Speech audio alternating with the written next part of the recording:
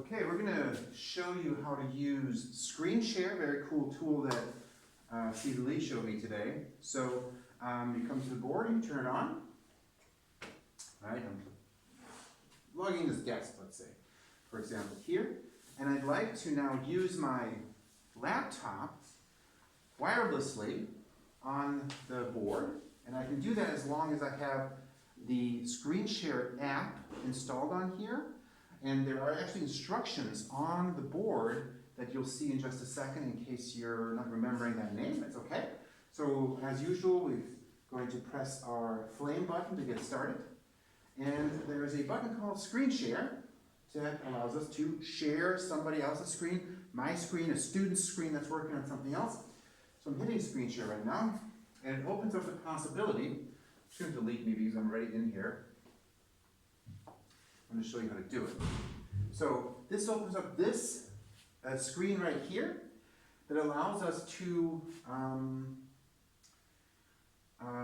be able to share the screen from the laptop or a student device.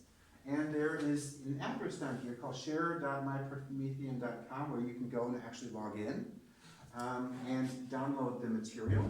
I've already installed the app on here. Okay? And if I do that on here, on my computer, and I open up the Screen Share icon, there's a open window that allows me to put that 6-digit code that's on the board here.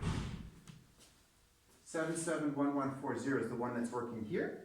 And I can input that here. And if I do that, and I put my name in, and the other important modification that I do want to point out to you, and I'll bring my laptop closer a little bit to make sure you get this, is that you want to make sure that you select the little box here that says Activate Screen, aktivieren Sie Touchback, Ihren PC am Aktivpanel zu steuern. My computer's apparently adjourned. So there's a little checkbox that allows you to use your screen up there, the board, to control your laptop directly or your computer. I've selected that. And if I now click on the box here, I will be put in the waiting room. And there I am. I've shown up in the waiting room. I move this over so you can see it. Here's Mr. B, that's me. And now, of course, if you had a whole class and they were working on different projects, they were working on their PowerPoints, and you wanted to show Jimmy or Jenny's PowerPoint, you would have them share their screens. Say, here's Jimmy's project, here's Jenny's project, and you can go through. I'm going to select me and hit share, and let's see what happens.